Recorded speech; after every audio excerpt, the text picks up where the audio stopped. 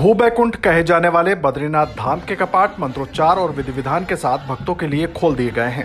गुरुवार सुबह 7:10 के महाशुभ मुहूर्त पर भगवान बद्री विशाल अपने धाम में विराजमान हो गए। इस मौके पर बद्रीनाथ धाम को 15 क्विंटल गेंदे के फूलों से सजाया गया। सुबह से ही बद्रीनाथ धाम में बर्फबारी होती रही। बावजूद इसके सैकड़ों श्रद्धालु धाम के बाहर जुटे रहे और इस ऐतिहासिक पल के गवाह बने।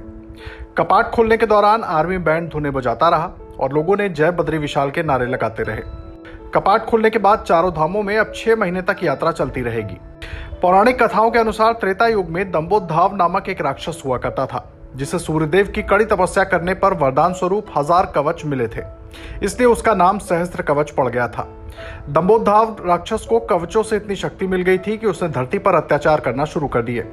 पूरी धरती उसके अत्याचारों से त्राहिमाम करने लगी तो सभी देवता भगवान विष्णु के पास गए। दरअसल सहस्त्र कवच नाम के राक्षस का एक कवच वही तोड़ सकता था जिसने 1000 वर्ष की तपस्या पूरी की हो। सहस्त्र कवच के अत्याचारों का समाधान तलाशने के लिए भगवान विष्णु संपूर्ण ब्रह्मांड में घूमने लगे। तभी भगवान बद्रीनाथ धाम पहुंचे तो उन्हें मालूम हुआ कि इस जगह पर एक दिन तपस्या करने से 1000 वर्ष की तपस्या का फल मिलता है। परंतु इस जगह पर भगवान शिव पहले से विराजमान थे। इस जगह को भगवान से प्राप्त करने के लिए विष्णु जी ने लीला रची और छोटे से बालक का रूप धारण करके ऋषि गंगा के समीप एक पत्थर पर लेटकर रोने लगे। पार्वती जी ने उसका रोना सुना तो ममतावश वो उस बच्चे को अपनी गोद में उठाने लगी। जैसे ही माता पार्वती ने बच्चे को गोद में उठाया, भगवान विष्णु अपने असली रूप में आ गए और बोले कि आपने मुझे अब बेटा माना है, अब मुझे यह जगह भेंट स्वरूप दे दीजिए। तत्पश्चात भगवान विष्णु को बद्रीनाथ धाम सौंपकर भोलेनाथ जाने लगे तो भगवान विष्णु ने कहा कि उन्हें बेटे के रूप में ये जगह मिली है।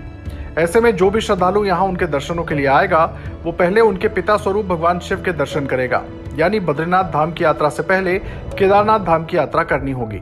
इसलिए केदारनाथ धाम के कपाट भी बद्रीनाथ धाम के कपाट से पहले खुलते हैं। भगवान शिव से बद्रीनाथ धाम मिलने के बाद भगवान विष्णु ने नर और नारायण 2 रूप लिए और तपस्या करनी आरंभ की। एक दिन तपस्या करके सहस्त्र कवच से नर युद्ध करते, दूसरे दिन नारायण युद्ध करते। इस तरह भगवान प्रतिदिन सहस्त्र कवच का एक एक कवच तोड़ते गए। जब सहस्त्र कवच का 999 कवच टूट गए तो वो भगवान के चरणों में गिर पड़ा और माफी मांगने लगा।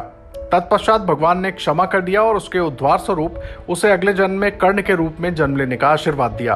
Bureau report, prime net news.